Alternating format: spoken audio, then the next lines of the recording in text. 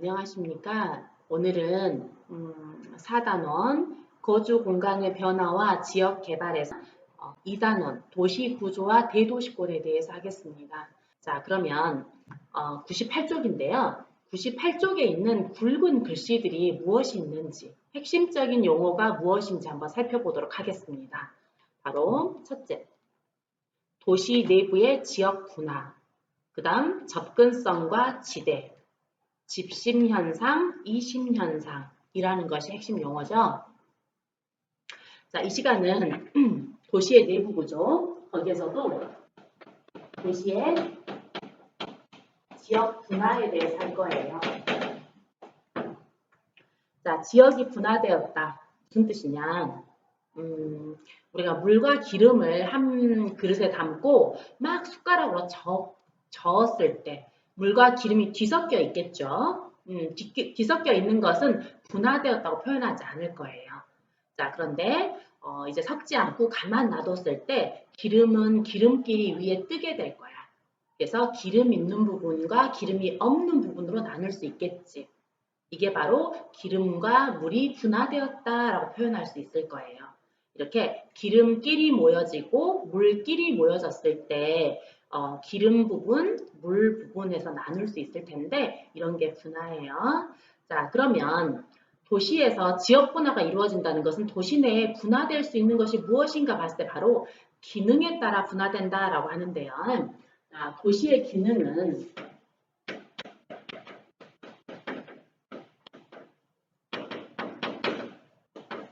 자, 그래서 도시의 지역 분화라는 말을 다시 말로 도시의 기능 지역 분화라고도 합니다. 자, 그럼 도시 내에 들어있는 기능은 무엇인가? 도시의 기능이 농업은 아닐 거잖아요. 그래서 도시에 있는 기능, 상업, 공업, 그리고 주택가에 해당하는 주거 기능, 이 세 가지가 도시의 주요 기능이에요. 물론 다른 기능이 있을 거야. 그렇지만 이 세 가지가 주요 기능이고 이 세 가지가 어떻게 분화되는가. 즉 지역이 분화된다는 건 공업은 공업끼리 모아져서 주거나 상업지역과 구분된다는 뜻이겠지. 주거 기능은 주거 기능끼리 모여서 상업이나 공업지역과 구분된다는 뜻이겠죠. 이런 현상이 발생하는 것을 지역 분화라고 하는데 이 지역 분화가 발생하는 원인은 무엇이냐면 장소에 따라 접근성과 지대가 다르기 때문에 나타나는 현상이에요. 뭐냐? 쬐끄만한 읍 같은 작은 도시에서는 그 도시 내에, 그 읍 내에 장소 간에 접근하기에 특별히 불편한 곳, 특별히 더 편한 곳이 별 차이가 없어요. 작은 도시이기 때문에 사람들은 어디에 무엇이 있는지 너무나 빤하고 어디든 걸어갈 수 있는 거리 내에 있지. 따라서 특별히 어디가 더 접근하기 좋아 이런 게 따로 없어요.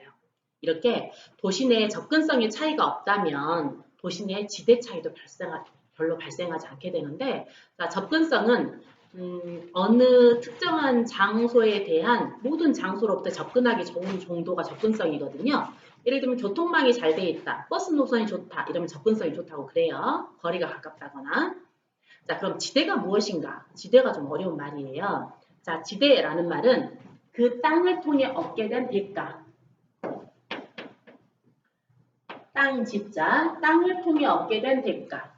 그 땅을 이용하면서 발생하게 되는, 기대되는 이익. 자, 이게 바로 지대예요. 자, 지대란 그 땅을 통해 얻게 되는 이익이죠. 자, 어떤 땅에서 농사를 열심히 지었어요. 그리고 그 땅에서 농작물을 수확함으로써 얻게 된 이익이 생겼어. 그게 바로 그 땅의 지대예요. 자, 그런데 도시라는 게 참 애매하죠. 도시에서는 이 땅을 소유한 사람이 거기서 경제활동에서 돈을 버는 것이 아니라 이 땅이 있으면 이 땅 위에 건물을 10층짜리를 지을 수도 있어요. 따라서 1층에서 내가 일을 해서 돈을 벌었다고 해서 이 땅에 대한 이익이 이게 전부가 아니야. 2층, 3층, 4층에서 행해지는 모든 것들을 다 더했을 때 이 땅에 대한 이익이 될 것이고 그리고 땅 주인인 나는 내가 이 10층 건물 모든 곳에서 모든 경제활동을 다 영위할 수 없어서 몇 층에 대해서는 누군가에게 임대를 주게 될 것이고 결국 그곳에서 경제활동 한 사람이 임대료로 나에게 주게 되는 돈이 내 입장에서는 이 땅을 통해 얻게 된 이익이 될 수 있어요. 따라서 이 땅을 통해 얻게 된 이익은 직접적으로 생산해서 얻게 된 이익만이 아니라 임대료로 받게 되는 것도 이익이 되는 거예요. 그래서 지대란 땅을 통해 얻게 된 이익, 이익이란 개념이 엄청 강하다는 거 알아두시고요. 원래 이익이란 개념이에요. 거기에다가 임대료라는 개념으로도 함께 쓰여요. 알겠죠? 지대는 임대료라는 개념으로도 함께 씁니다. 이해하셨죠? 자, 그러면 이 도시에 있는 여러 기능에 따라서 그 땅을 통해 얻게 된 이익이 달라져요. 자, 이게 바로 접근성과 지대의 곡선이라는 건데요. 한번 그 그림을 볼게요. 그 그림은 98쪽 자료 1번 기능별 지대 곡선이라는 그림이에요. 자, 보시면요.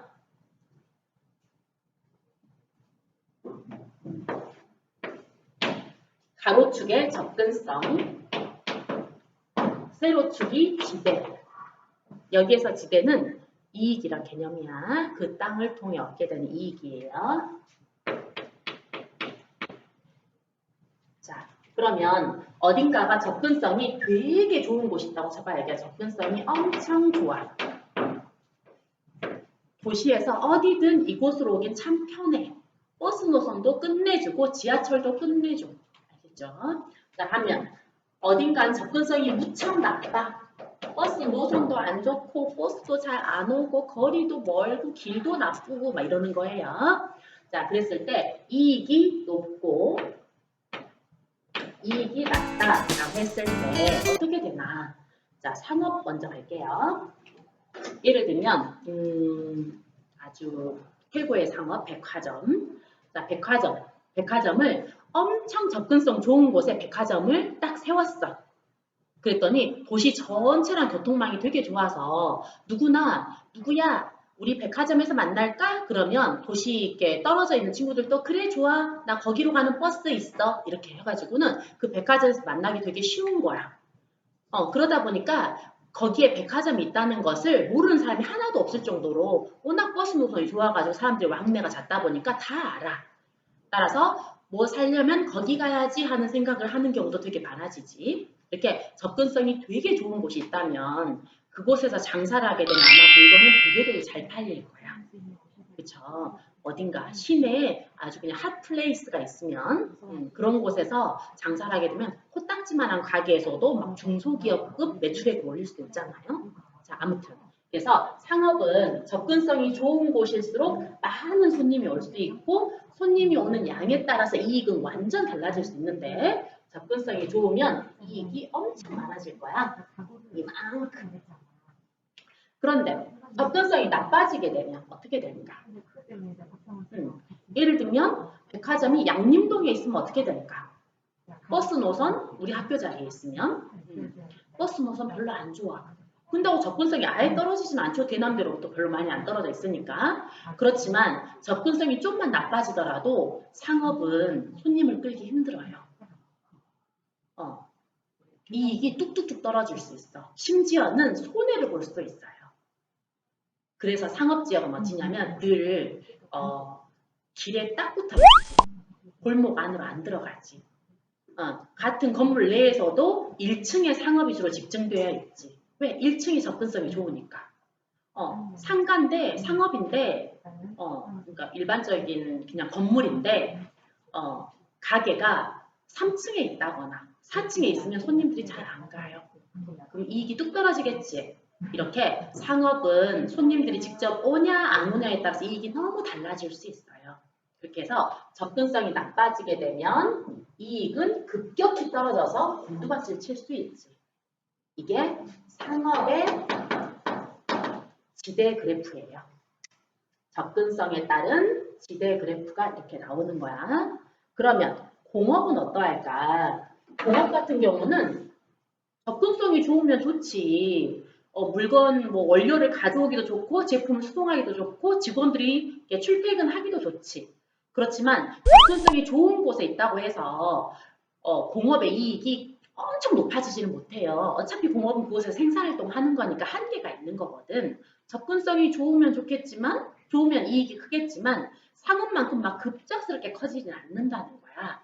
마찬가지로 접근성이 나빠진다 하더라도 즉 우리 학교 자리에 공장이 있다 하더라도 이익이 막 곤두박질 치지는 않아요. 상업에 비해서 접근성에 따른 이익의 민감도가 그렇게 크지는 않아. 그래서 상업은 이런 그래프를 가지게 돼요. 공업은. 그래서 공업은 접근성이 좋다고 해서 이익이 엄청 높지는 않고 조금 더 낮고 접근성이 나쁘다고 해서 곤두박질 치지도 않고 이렇게 좀 완만한 형태를 가지게 되죠. 자, 그럼 마지막으로 주거 기능은 어떠할까? 주택. 짐작하신 대로 주거 기능은 가장 완만한 형태. 자, 주거 기능의 이익은 무엇일까? 휴식으로서의 기능도 있을 것이고, 뭐 충전, 생활 충전으로서의 기능도 있을 것이고 여러 가지 기능이 있겠지. 자, 접근성이 좋은 곳, 어딘가로 가기 좋은 곳, 어딘가에서 오기 좋은 곳은 당연히 접근성이 나쁜 곳, 교통이 되게 불편한 곳보다 주거 기능도 이익이 좀 더 높아요. 그렇지만 상업이나 공업처럼 직접적인 생산활동이 아니기 때문에 걔네들보다 이익이 높게는 나오지 않죠. 그렇지만 주거 기능은 접근성이 떨어진다고 해서 막 손해 난다거나 곤두박질 친다거나 그러지 않아 잘. 정말 완만한 형태의 지대 그래프를 가지고 있어요. 자, 지대 그래프에서 우리는 확실히 알 수 있는 건 이거죠. 지대는 접근성이 높은 곳에서 지대도 높다. 자, 높은 곳을 여기다 그려놓으니까 꼭 반비례처럼 보이지만 사실 비례해요.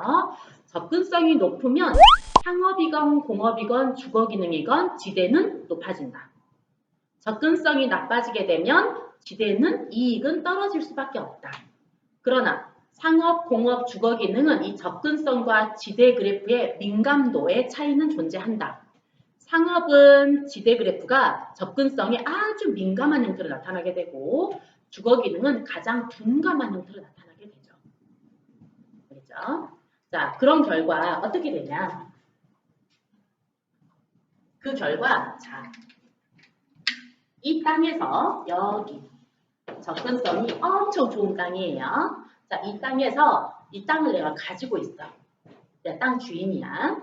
땅 주인인데, 이 땅을 세를 내줘야겠어. 누가 가장 임대료를 많이 낼 수 있을까? 그렇게 했더니 주거 기능은 나는 이만큼의 이익을 그 땅에서 낼 수 있어요. 따라서 나는 임대료를 월 100만 원을 낼 수 있습니다. 이러는 거야. 그 땅을 나에게 빌려주게 되면 임대료 100만 원 낼거 내가 거기 살게요. 이러는 거지. 그러자 공업이 야, 그 땅 정도면 나는 이익을 이만큼 낼 수 있는데 사장님, 저는 그 땅에서 그 땅을 저에게 빌려주시면 저는 임대료를 200만 원 내겠습니다. 이러는 거지. 그러자 상업기능이 나는 더 큰 이익을 낼 수 있는데 나는 그 땅 빌려주게 되면 임대료 300만 원 낼게요. 그 접근성 좋은 땅 나에게 임대 주시죠? 이렇게 하는 거야. 결국 이 땅은 누구에게 더 가게 될까요? 가장 높은 임대료를 지불할 수 있는 상업에게 가게 되겠지. 이런 것을 지대 지불 능력이라고 그래요. 자, 이 땅에서 주거, 공업, 상업 기능 중에 상업의 지대 지불 능력이 가장 높아요. 그러므로 이 땅은 상업이 차지하게 되겠지. 어디까지? 바로 여기까지. 이 범위 내에서는 상업의 지대가 가장 높아. 따라서 이곳은 상업이 차지할 확률이 높은 땅이 되는 거예요. 즉 상업지구가 형성되겠지. 자, 반면 여기까지. 자, 여기에서는 보다시피 상업기능은 접근성이 좀 나빠지면서 이익이 곤두박질 치고 있고 주거기능은 원래 좀 낮고 이 중간 단계에서는 공업의 지대가 가장 높아요. 따라서 이 땅은 공업이 차지할 가능성이 높겠죠? 그래서 이 땅에서 그러니까 접근성이 중간인 곳에서는 공업 기능이 집결되기 쉬워요. 그리고 접근성이 가장 나쁜 곳에서는 주거 기능의 이익이 그나마 가장 높아서 주거 지역이 형성이 되는 거죠.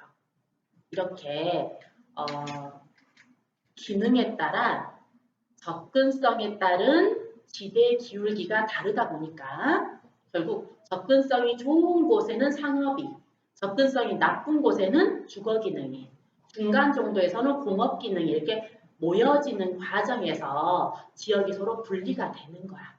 이게 지역 분화예요.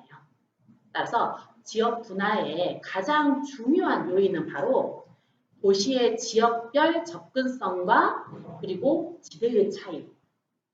이것이 지역 분화의 가장 중요한 요소예요.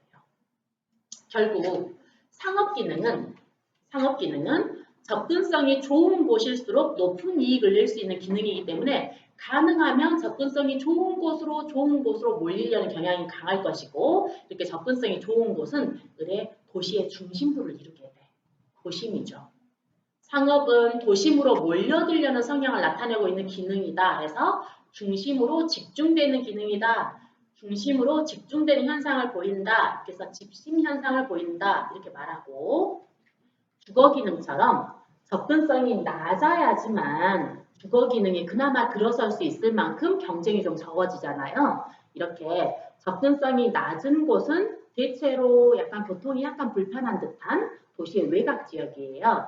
따라서 주거 기능은 도시의 외곽으로 약간 빠지는 경향.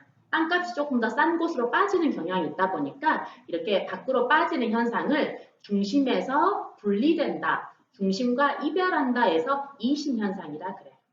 결국 지역 분화는 상업 기능이 중심으로 몰려들고자 하고 즉 집심 현상을 나타내고 주거 기능이 이심 현상을 나타내는 과정에서 상업과 주거 기능이 약간 분리되는 거잖아요. 결국 지역 분화는 집심과 이심 과정에서 형성되었다 이렇게 말하지. 지역 분화의 과정은 집심 현상과 이심 현상을 통해서입니다. 이렇게 말할 수 있어요. 되겠죠? 자, 그럼 교과서를 통해서 조금 더 확인해 볼게요. 도시 내부의 지역 분화.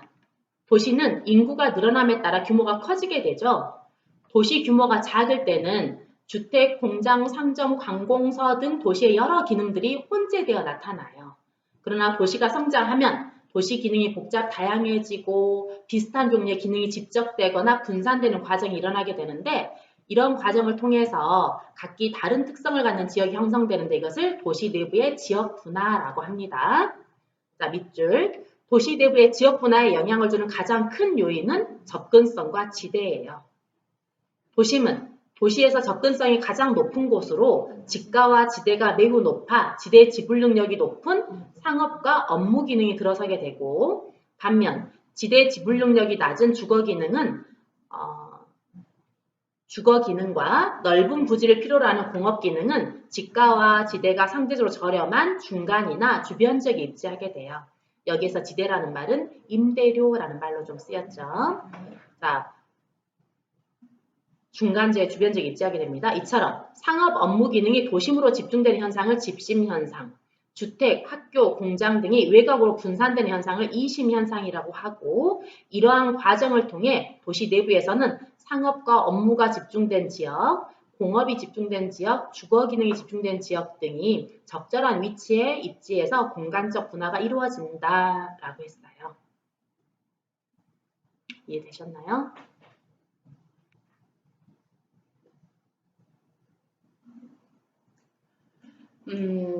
도심의 형성 과정에 대해서 한번 볼게요.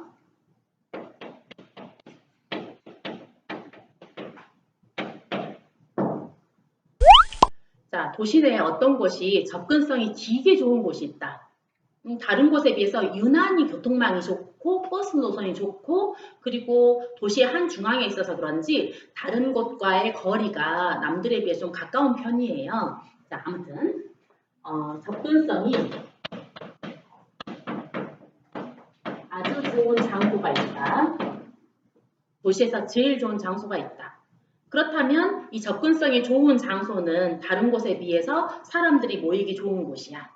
어딘가로 이동하기도 좋은 곳이지. 따라서 접근성이 좋은 장소에는 그 어디보다도 그 땅을 무언가로 이용했을 때 이익이 크게 나올 거야. 자, 지대가 높겠죠.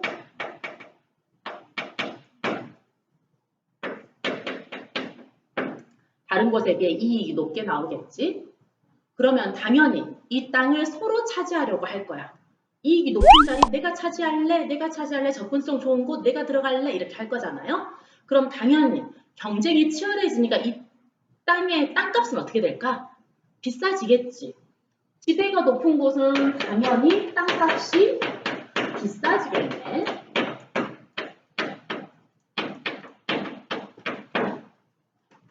그럼 땅값이 비싼 곳인데 함부로 그냥 헐렁헐렁하게 경제활동 할 수는 없잖아. 아껴서 해야지. 한 평이라도 아껴서 낭비되는 곳 없이 뭔가를 해야겠죠? 따라서 이렇게 집가가 비싼 곳, 이익이 크게 나올 수 있는 땅은 토지용이 집약적이에요. 주어진 땅을 집중적으로 이용한다라는 뜻으로 말하자면 땅이 건물이 고층화된다거나 혹은 건물들이 굉장히 밀집돼 있다거나 이런 식으로 집약적 토지용이 나타나지. 그래서 좁은 곳에 코딱지만한 가게들이라도 막 다 들어서는 거야. 자, 이렇게 해서 집약적 토지 이용되다 보면 당연히 여기에는 또 이익이 큰 기능이 집중되겠죠.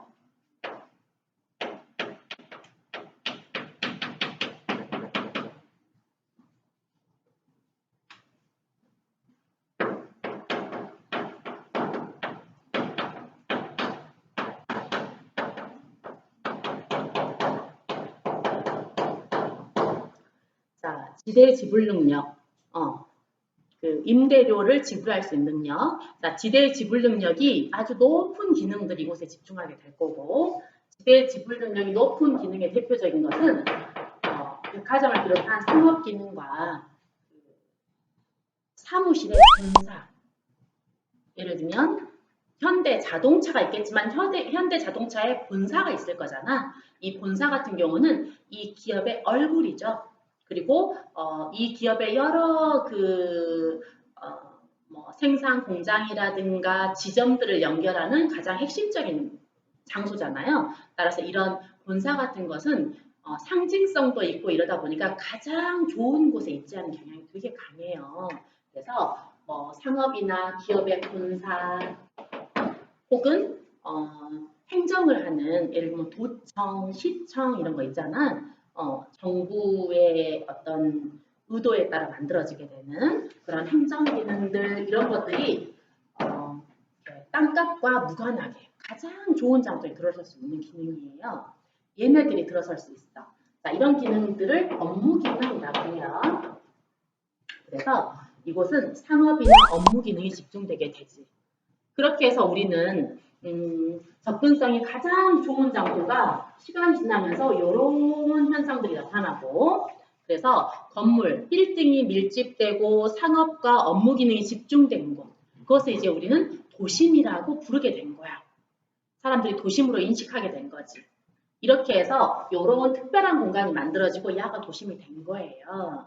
결국 도심이 되기 위해서 가장 중요했던 것은 높은 접근성이죠. 자, 접근성이 좋은 장소는 도심으로 발달하는 거야. 상업 기능이 집중되는 거야.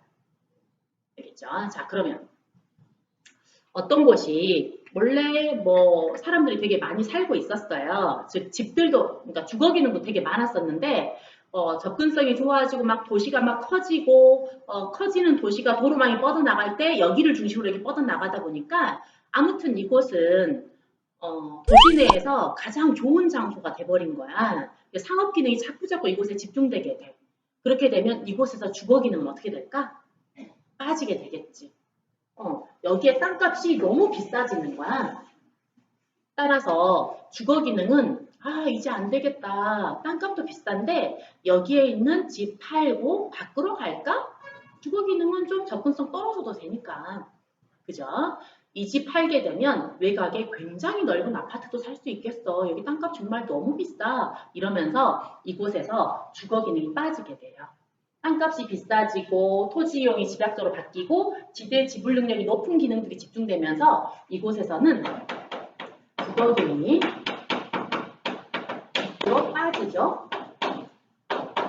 이걸 주거 기능의 교회화 현상이라고 하는 것이고, 그 말은 곧 지금까지는 옛날 쬐끄만한 도시에서는요, 그러니까 도시가 이렇게 막 커지기 전에는 자기 직장이 있으면 직장 근처에 집을 얻는 걸 너무 당연하게 생각했어요. 주요 도로변에 상업이 있으면 바로 그 뒷골목은 주거 기능이 쫙 들어서 있는 게 보통이었죠.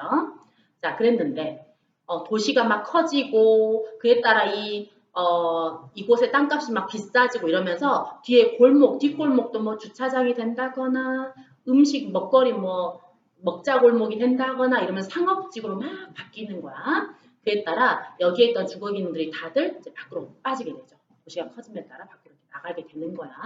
그렇게 해서 도심은 이제 상업과 업무 기능을 중심으로 하는 장소. 이게 말하자면 직장으로서의 장소가 되는 거야. 그리고 내가 살고 있는 주거 기능은 지금 밖으로 이렇게 빼게 생겼죠? 자, 이런 것을 우리는 뭐라고 하냐면 직장과 주거의 분리 현상이라고 해요. 직주가 분리가 되는 거야. 옛날에는 직장 근처에 집이 있었는데 그리고 가끔 점심은 집에 가서 먹고 와도 괜찮았었지. 그런데 이제 점점 주거 기능이 밖으로 빠져. 도심의 땅값이 너무 비싸지니까. 그에 따라 집이 외곽에 있게 되고 도심에 직장은 있게 되고. 이게 바로 직주 분리가 곧 상업 기능과 주거 기능이 분리된 현상이니까 곧 지역 분화이기도 해요. 직주 분리가 되면서 지역 분화가 확연해지는 거야. 자, 그에 따라 결국 사람들은 통근거리가 어찌까? 멀어지겠죠? 직장과 주거가 분리되니까 통근거리가 멀어질 거야. 그래서 많은 사람들이 통근하면서 긴 시간을 길에 머물러 있다는 건 그만큼 많은 차량이 길에 머물게 된다는 뜻이기도 해요. 그러면서 교통 혼잡이 발생하겠지. 그리고 직주가 분리되어 있다는 것은 도심의 빌딩에 혹은 백화점에 낮에는 사람들이 엄청 많아. 발 디딜 틈도 없어. 사람들이 굉장히 많아서 북적북적한데 밤이 되면 어떻게 돼요? 싹 빠져나가겠죠. 여기는 잠자는 곳이 아니니까. 그죠? 건물들 셔터 내려가고. 그러다 보니까 도심 지역은 낮에는 사람이 많은데 밤이면 텅 비는 현상이 발생하는 거예요. 낮에는 사람이 많아. 주간 인구는 많은데 밤이면 텅 비는 현상이 발생하는데, 자, 우리가 인구를 낮에 있는 인구, 주간 인구에 대해서 밤에 존재하는 인구는 상주 인구라고 그래요. 늘 거주하는 인구란 뜻으로 여기에서 늘 거주하는지 아닌지는 어떻게 알아요? 그러면 그냥 주민등록 인구를 하는 거예요. 그냥 본래 자기 집 있는 곳에 주민등록 돼 있는 거잖아. 우리 학교에다 주민등록 해놓는 거 아니잖아요. 그죠? 선생님 직장에다 주민등록 해놓는 거 아니죠? 그래서 낮에 쇼핑하러 오는 사람들 혹은 직장 생활하러 오는 사람들, 학교 가러 오는 사람들 이런 것은 전부 다 낮의 인구는 주간 인구라 그래. 주간 인구는 막 움직이는 인구기도 해서 주간 인구란 말과 거의 동의어로 쓰이는 말은 유동 인구라고 그래요. 도심은 유동 인구가 굉장히 많아. 주간 인구가 참 많지. 그리고 이 엄청나게 많은 움직이고 이동하는 인구가 바로 이곳의 땅값을 결정지어요. 주간에 많은 인구가 오는 곳, 이곳이 땅값이 비싼 곳이야. 그렇지만 밤이면 이곳의 인구는 뚝 떨어지게 돼요. 땅값이 비싸니까 주거 기능이 거의 들어서 있지 못하거든요. 그래서 밤이면 도심이 텅 비어. 아예 그냥 텅 비어버려요. 이런 것을 도심의 공동화 현상이라 그래. 정확히는 도심의 인구 공동화 현상이라 그래요. 밤이면 텅 비는 현상. 즉 사실상 주민등록 인구는 별로 많지 않은 현상이죠. 자, 이렇게 도심은 그래서 주간 인구는 많지만 야간에는 인구가 텅 비는 현상이 발생을 하게 됩니다. 인구 공동화 현상이 발생하게 된다라는 말이라고요.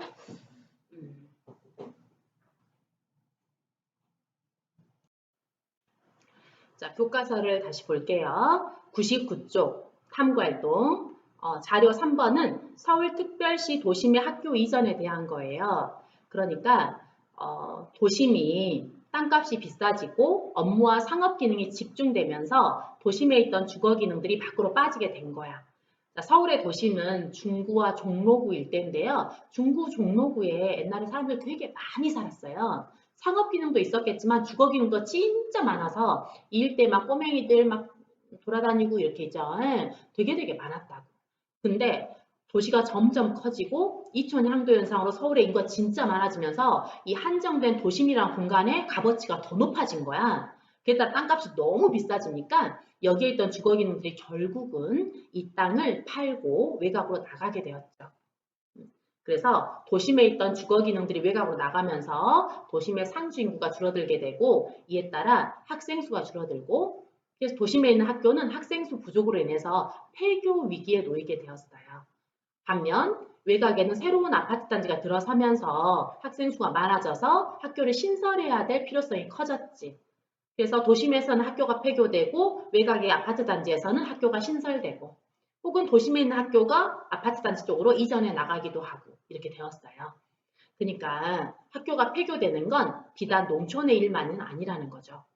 인구가 줄어드는 곳이라면 어디든 학교는 폐교될 수 있고 인구가 줄어드는 곳은 아이러니하게도 극과 극에서 나타나고 있죠. 땅값이 제일 비싸고 가장 세련되었다는 대도시의 도심. 그리고 가장 후진, 낙후된 지역에서 인구 감소로 인한 학교 폐교가 진행되고 있어요. 극과 극은 통할까요? 자, 그 다음 자료 4번 부산광역시의 지가와 중심지 기능 분포. 첫 번째 지도에서는 지가가 나와 있어요. 땅값이요. 했더니 A 지역이 부산에서 땅값이 제일 비싸요. 자, 그래갖고 아래 지도를 보니까 왼쪽 거 금융 및 보험업 업무 상업 기능이죠. 업무 상업 기능이 바로 땅값이 비싼 그 지역에 되게 많네요. 자, 반면 두 번째 있는 지도는 제조업, 다시 말해 공업인데요. 공업은 땅값 비싼 그 지역에는 별로 없어요. 거기가 아닌 왼쪽 지역에가 유난히 공업이 집중돼 있죠. 그리고 주거 기능은 주택도 있고 뭐 연립도 있고 아파트도 있고 이런데 이 중에서는 아파트만 놓고 봐놔서 일반적인 땅값 분포랑 좀 다를 수 있어요. 아무튼 부산의 아파트는 이렇게 분포한다네요. 그런갑다 하세요. 자, 넘기시면 100쪽에서 붉은 글씨를 보죠. 먼저 제목, 도시의 내부 구조, 도심, 인구 공동화 현상, 부도심, 중간지역, 주변지역, 개발 제한 구역이라는 것이 붉은 글씨들이네. 자, 그래갖고 100쪽 왼쪽 위에 있는 자료 5번의 도시의 내부 구조를 보시면요. 도시 한복판에 도심이 있고 도로가 되게 많이 있겠지만 주요 큰 도로만 지금 그려놨다면 거기 선으로 되어 있는 게 도로라고 보면 돼요. 자, 외곽과 도심을 연결하는 주요 도로상의 접근성 좋은 곳에 도심만큼은 아니겠지만 도심 다음으로 접근성 좋은 곳에 도심의 기능을 분담하는 도심의 기능은 업무와 상업 기능이니까 당연히 업무와 상업 기능을 분담하고 있겠죠. 그런 부도심이 발달을 하게 돼요. 큰 도시는 보통 도심도 있고 부도심도 있고 그래요. 발달하게 된다. 자, 그리고 도심을 둘러싸고 있는 지역을 중간지역이라 그러고 그 주변을 바깥쪽을 주변지역이라 그러고 그리고 도시 바깥에는 그린벨트가 설정되어 있을 수도 있고 라고 돼 있죠. 도시는 바깥으로 가면 갈수록 이제 도시화된 곳. 얼마 전까지 논밭이었다가 이제 건물이 된 거니까 건물이 가장 새 거예요. 외곽은 평균적으로 건물이 가장 새 거야. 도심에 가까운 곳일수록 건물이 아주 낡았어요. 오래전부터 도시였으니까. 알겠죠? 그렇지만 이 중에 한 복판인 도심은 을의 높은 땅값과 재개발 욕구로 인해서 삐까뻔쩍한 건물로 재탄생을 한 곳이야. 그러면 그곳은 도심이라 부를 수 있을 만큼 업무와 상업기능이 집중된 공간이 돼요. 자, 그럼 도심 바로 옆은 굉장히 낡았겠지. 아직 재개발 안 됐으니까. 굉장히 낡았어. 그리고 깊은 역사만큼이나 업무, 상업, 공업 기능이 혼재되어 나타나요. 아직까지. 혼재되어 나타나. 만약에 세월이 지나서 이것도 재개발하게 되면 좀 상황이 달라지겠지만 현재는 도시 전체에서 도심 다음으로 역사가 깊은 곳이면서 도심은 이미 삐까반짝해진 데 비해서 아직 삐까반짝해지지 못한 곳. 도시 전체에서 가장 낡은 건물들이 집중되어 있는 곳. 이게 바로 도심 주변 지역이야. 빛과 그림자는 맞닿아 있는 것 같죠? 우리 영화에서도 그런 거 보나요? 어떤 예쁜 아가씨가 낯선 도심 있죠? 삐까반짝한 도심을 거닐고 있었어. 길을 잃어버린 거야. 그리고 여기 어디지? 그러면서 헤매다가 발을 잘못 딱 디뎠더니 갑자기 도시의 뒷골목이 나오는 거야. 거지들 엎어져 있고 벽에 막 페인트 낙서돼 있고 이런 곳 있잖아요. 이런 곳. 도시의 가장 그 가난한 불황자들 있는 곳. 이곳이 가장 삐까반짝한 도심 바로 옆이지. 도심에서 멀리 떨어진 저 전원지역 아니에요. 알겠지? 도시에서 가장 낡은 지역은 의외로 도심 바로 옆이에요. 거기가 이 도시 전체에서 가장 낡은 건물들이 밀집되어 있고 건물들은 따닥따닥 있으면서 낡았거든. 그러다 보니까 아직 재개발되지 않은 이 땅은 가난한 사람들에게 쪼각쪼각쪼각 세주는 그런 공간들이 등장을 하고 가난한 사람들이 집결되기 좋은 공간이 되기도 해요. 자, 그래서 그런 곳을 우리는 슬럼이라고 부르기도 하죠. 슬럼가라고도 해요. 자, 아무튼 우리나라 같은 경우는 뭐 미국이라든가 유럽에 비해서 도시화 역사가 짧다 보니까 대도시에 이런 슬럼가가 잘 형성돼 있거나 슬럼가가 되어버리거나 그러진 않았어요. 그러나 확실한 건 이 도시 전체에서 가장 낡은 건물은 도심 바로 옆에 있다. 그리고 이 도심 바로 옆은 그 낡고 오래된 역사만큼이나 여러 기능들이 섞어져서 나타나게 돼요. 건물이 밀집되어 있는 만큼 주거 기능도 굉장히 많이 발달되어 있어요. 그래서 가난한 사람들은 저기 외곽의 아파트 단지에서 도심으로 이렇게 출퇴근하는 게 아니라 도심 바로 옆에 있는 이 낡고 조그만한 건물들 있잖아요. 따닥따닥 있는 이 건물들 방 하나를 세내 가지고 살면서 도심으로 출퇴근하는 경우도 되게 많지. 그렇게 해서 도심 바로 옆 이 일대 여기가 바로 중간 지역이에요. 가장 낡은 곳, 가장 가난한 사람들이 많을 수도 있는 곳. 이런 곳이 바로 도심의 중간 지역인데, 도심 바로 옆에 중간 지역인데, 요거를 양림동에 비유해서 미안해요. 자, 아무튼 이렇게 낡은 건물들이 있는 이곳은요, 정부의 노력에 따라서 다시 이렇게 도시 재생 사업, 혹은 도시 환경 개선 사업 등으로 해가지고 여기 백운 휴먼시아라든가 이런 것들처럼 이런 것도 낡은 단독주택들을 헐고 도심 재생 사업의 일환으로 진행된 거거든요. 양림 휴먼시아도 마찬가지고요. 이런 것처럼 도시 내부면서도 아파트 단지로 바꾸는 형태의 주거 재개발이 진행되기도 하고 혹은 경우에 따라서 뭐 양림동처럼 양림동의 현재 근대문화유적처럼요. 낡은 역사가 곧 그 관광 자원이라는 인식 하에 이걸 보존하고 관리하는 형태의 개발이 이루어지기도 하고 그렇죠. 자, 아무튼 이런 지역이 중간 지역이에요. 그리고 인구 공동화는 뭔지 알죠? 도심에서 나타나는 현상으로 땅값이 너무 비싼 도심은 낮에는 인구가 많지만 밤이면 텅 비는 현상, 주거 기능이 없으니까, 별로 없으니까 텅 비는 현상이 발생해 버리는 걸 인구 공동화 현상이라고 그래요. 자, 부도심은 도심의 기능을 분담하는 곳으로 도심의 기능이 업무와 상업 기능이니까 부도심도 업무와 상업 기능이겠죠. 자, 그리고 쌤이 언급하지 않았던 위성도시라는 게 있죠. 자, 위성. 지구의 위성은 달. 그쵸? 위성이란 어떤 하나의 별을 중심으로 해서 이 별과 뗄래야 뗄 수 없는 관계에 있는 별, 작은 별을 위성이라 그래요. 따라서 어느 도시더러 위성도시다라고 불렀다는 것은 어떤 큰 대도시에 매여 있다. 기능상으로 매여 있는 도시. 혼자는 존재 가치가 별로 없는, 혼자 존재하긴 힘든 대도시에 매여 있는 도시, 이게 위성도시예요. 자, 그러면 대도시에는 여러 기능들이 있잖아. 상업, 주거, 공업 등의 기능이 있죠? 그 기능 중에서 이 대도시 바깥에 있는 위성도시로 갈 수 있는 기능은 당연히 상업 기능이 가지 못하죠. 상업은 높은 접근성 필요로 하니까. 따라서 접근성이 낮은 위성도시로 가는 기능은 공업 혹은 주거 기능이 돼요. 그래서 대도시의 너무 높은 땅값 때문에 아무리 대도시 외곽에는 좀 더 땅값 싸더라도 그래도 도시니까 서울이니까 비싸잖아요.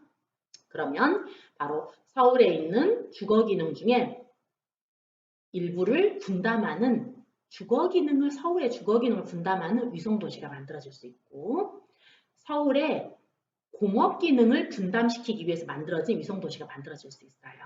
그렇게 해서 위성도시들은 대부분 중심도시의 기능을 분담을 하고 있는데 이때 중심도시의 기능 중 외곽으로 빠져나가려는 성향을 원래 가지고 있는 기능, 즉 주거나 공업 기능을 주로 분담하고 있는 것들이 위성도시이죠.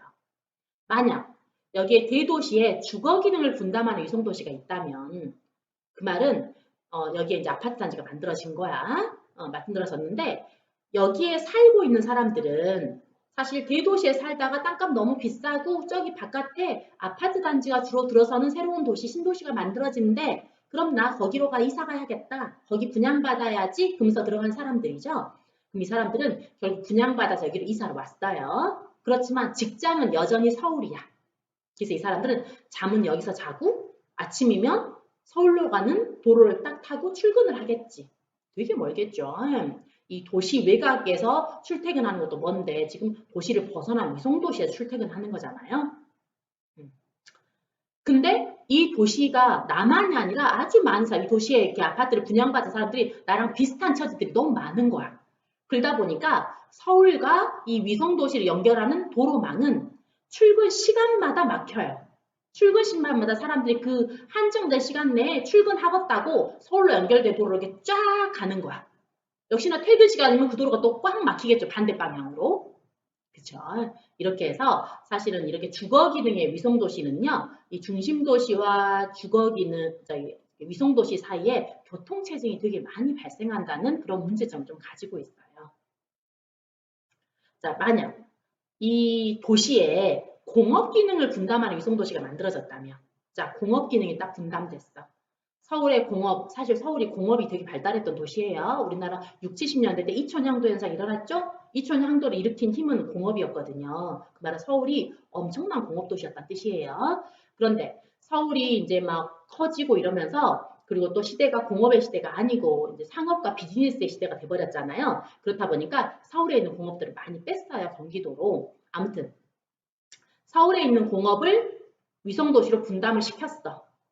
그러면 자, 그 공장에 다니는 사람들은 내 직장이 지금 이 위성도시로 바뀐 거지. 그렇다면 이 사람은 굳이 서울에 집을 가지고 있을 필요가 없죠. 서울 땅값도 비싼데. 내 직장은 지금 위성도시로 바뀌었는데. 서울서 위성도시로 출퇴근하기는 싫잖아. 물론 그런 사람도 있지. 내 자녀 교육을 위해서 나는 기현치 서울에 살아야겠어. 강남에, 대치동에 막 이러면서 살아야겠어. 근데 내 직장은 지금 여기 위성도시로 바뀌어서 공장에 옮겨갔으니까 그럼 나는 출퇴근해야지. 다행히 나는 출근 시간에 사람들은 다들 서울로 들어오는데 나는 출근 시간에 빠져나가니까 이동하는 방향이 남들과 반대니까 차는 안 막혀. 그러면서 이렇게 다닐 사람도 있겠지만 많은 사람들은 그래 직장도 옮겨갔는데 집도 옮기자. 서울 땅값 비싸서 못 살겠어. 이러면서 공업 기능이 빠지게 되면 을의 주거 기능도 함께 딱 빠져요. 이 공업이 있는 곳으로 함께 주거 기능도 같이 들어가죠. 그래서 공업 기능이 빠지게 되면 공업과 주거 기능이 함께 빠지면서 서울과의 교통체증이 그렇게 심해지지 않는 경향이 있기는 해요. 자, 아무튼 이렇게 중심 도시의 기능을 일부 분담하는 도시를 위성도시라고 불러요.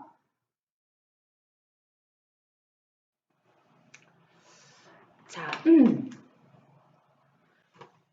교과서 101쪽에 자료 8을 보면 서울의 구별 주간 인구 지수에 대해서 나와 있죠.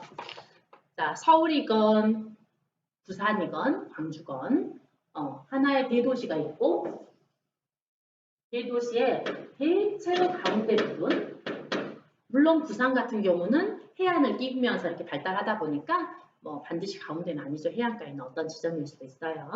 아무튼 역사가 깊은 그 도시의 중심 부분 여기가 도심이고 이 도심은 집가가 아주 비싸고 업무와 상업 기능이 집중돼 있고 그러다 보니까 주거 기능은 낮아. 그래서 상주 인구는 적으면서 주간 인구는 많지. 그래서 도심은 주간 인구가 많으니까 주간 인구 지수가 높아요. 주간 인구 지수가 높다라는 말을 역으로 생각해봐.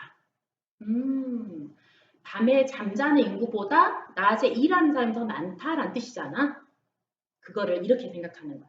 주간 인구 지수가 높다? 주거지로서 매력이 없네 라고 생각하는 거야.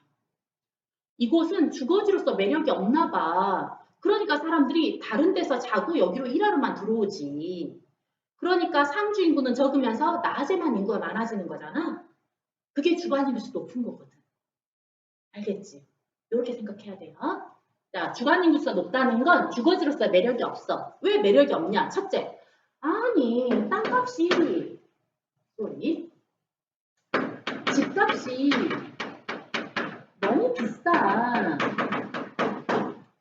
집값이 너무 비싸서 도대체 여기에서는 같은 돈으로도 코딱지만한 방밖에 살 수가 없다니까, 집 밖에 살 수가 없다니까.